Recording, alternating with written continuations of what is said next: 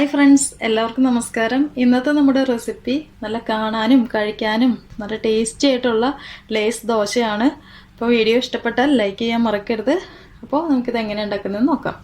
അപ്പോൾ ആദ്യം നമുക്കൊരു മിക്സിയുടെ ജാറിലേക്ക് ഒരു 1.5 കപ്പ് അരിപ്പൊടി ഇട്ട് കൊടുക്കാം.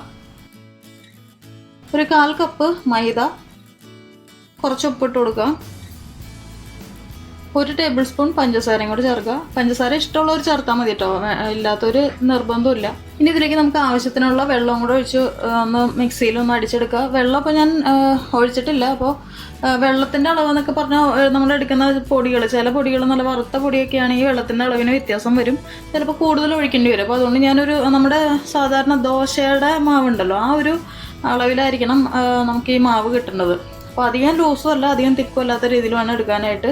പിന്നെ വെള്ളത്തിന് പകരമായിട്ട് നമുക്ക് വേണമെങ്കിൽ തേങ്ങാപ്പാലും ചേർക്കാം. തേങ്ങാപ്പാൽ ഞാനിപ്പോൾ ചേർക്കണില്ല, ഞാനിപ്പോൾ വെള്ളം തന്നെയാണ് ചേർക്കണത്. തേങ്ങാപ്പാൽ ചേർത്ത് മാവ് അരച്ചെടുത്താലും നല്ല ടേസ്റ്റ് ആയിരിക്കും. അതൊക്കെ നിങ്ങളുടെ ഇഷ്ടത്തിന് ചെയ്യുക. ഞാനിപ്പോൾ ഇതിൽ വെള്ളം ഒഴിച്ചിട്ടാണ് അടിച്ചെടുക്കണത്. നമ്മുടെ മാവ് ഇതുപോലെ അടിച്ചെടുത്തിട്ടുണ്ട്. ഞാനിപ്പോൾ ഇതിൽ 1.5 കപ്പ് വെള്ളം ചേർത്തിട്ടാട്ടോ അടിച്ചെടുത്തേക്കുന്നത്. ഇനി നമുക്കിത് ഒരു അരിപ്പയിൽ അരിച്ചെടുക്കണം. അതുപോലെ തന്നെ 1 ടേബിൾ സ്പൂൺ പഞ്ചസാരയാണ് ആദ്യം ചേർത്തത്. 1 ടേബിൾ സ്പൂൺ പഞ്ചസാരയും കൂടെ ഞാൻ ചേർത്തിട്ടുണ്ട്. അങ്ങനെ ടോട്ടൽ 2 ടേബിൾ സ്പൂൺ പഞ്ചസാര. ഇതിപ്പോൾ 2 കളറിലാണ് കേട്ടോ ഞാൻ ഉണ്ടാക്കുന്നത്. അതുകൊണ്ട് ഞാൻ വേറൊരു പാത്രത്തിലേക്ക് ഇതിൻ്റെ പകുതി മാറ്റുവാണ്. ഒരെണ്ണത്തിൽ ഞാനൊരു 1/4 ടീസ്പൂൺ മഞ്ഞൾപ്പൊടിയാണ് ചേർക്കുന്നത്. നന്നായിട്ടൊന്ന് മിക്സ് ചെയ്തെടുക്കുകയാണ്.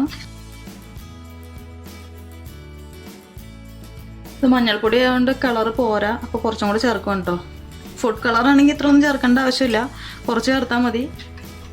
ഫുഡ് കളർ എന്ന് പറഞ്ഞാൽ നമുക്ക് ഇഷ്ടമുള്ള കളർ ചേർക്കാം കേട്ടോ, പിന്നെ കളറിനൊന്നുമില്ല.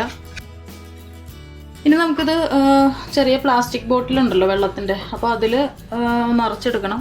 ഇപ്പോൾ രണ്ടും കൂടെ ഒരുമിച്ചല്ല, രണ്ടും സെപ്പറേറ്റ് ആയിട്ട് 2 ബോട്ടിലായിട്ട് വയ്ക്കുക.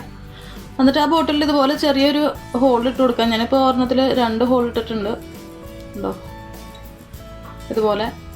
എന്നിട്ട് അതിൽ ബാറ്റർ നിറയ്ക്കുകയാണ്. നമ്മുടെ മാവ് ഇതുപോലെ 2 ബോട്ടിലിൽ ഞാൻ നിറച്ചെടുത്തിട്ടുണ്ട്. കണ്ടോ, അതിൽ ഒരെണ്ണത്തിൽ 1 ഹോൾ ഇട്ടാണ്, ഒരെണ്ണത്തിൽ 2 ഇട്ടിട്ടുണ്ട്. ഇത് നമ്മൾ പാനിൽ ഉണ്ടാക്കുമ്പോൾ ഇതൊന്ന് ഷെയ്ക്ക് ചെയ്തിട്ട് വേണം കേട്ടോ ഒഴിച്ചുണ്ടാക്കാനായിട്ട്, അല്ലെങ്കിൽ ഇത് അടിയിൽ ഇങ്ങനെ കട്ട പിടിച്ച പോലെ ഇരിക്കും. ഇനി നമ്മൾ സാധാരണ ദോശയൊക്കെ ചൂടുന്ന പോലെ തന്നെ പാൻ ചൂടാക്കാൻ വെക്കുക. എന്നിട്ട് കുറച്ച് ഓയിലൊന്ന് ഇതുപോലെ ഒന്ന് തടവി കൊടുക്കുക. പാൻ ചൂടായിട്ട് വരുമ്പോൾ നമ്മുടെ ഈ മാവ് ഇതിലേക്ക് ഒഴിച്ചു കൊടുക്കാം.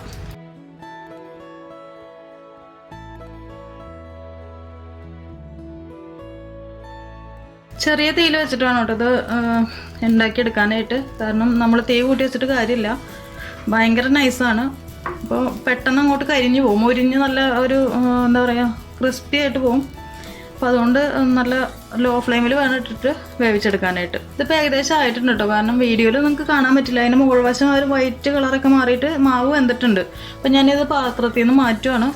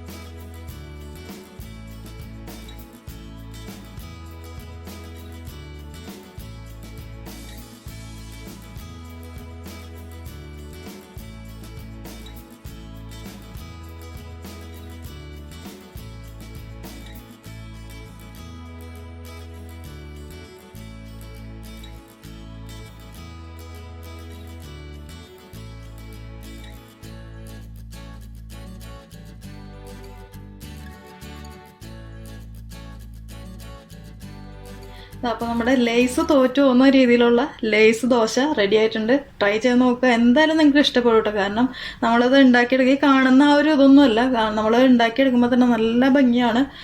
പെട്ടെന്ന് തന്നെ ഉണ്ടാക്കിയെടുക്കാനും പറ്റും.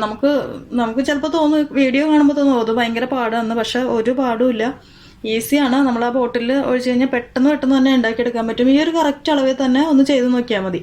അതുപോലെ തന്നെ ഇതിന് ഇന്ന കറിയേ പറ്റുള്ളൂ എന്നുള്ള അഹങ്കാരമൊന്നുമില്ല കേട്ടോ. ഏത് കറി വെച്ച് നമുക്ക് കഴിക്കാം. ചിക്കൻ കറിയോ ബീഫ് കറിയോ മീൻ കറിയോ ടൊമാറ്റോ കറി പൊട്ടറ്റോ കറി എന്ത് കറി വെച്ചും കഴിക്കാം. ഇതൊന്നും ഇല്ലെങ്കിലും നാളികേരപ്പാൽ വെച്ചിട്ട് അതും കഴിക്കാം. അല്ലെങ്കിൽ സാധാരണ നമ്മുടെ പാലുണ്ടല്ലോ, പാല് തിളപ്പിച്ചിട്ട് കുറച്ച് പഞ്ചസാരയും കൂടെ ഒഴിച്ചിട്ട് ചേർത്ത് കഴിക്കാവുന്നേ ഉള്ളൂ. അപ്പം നല്ല ടേസ്റ്റിയാണ്.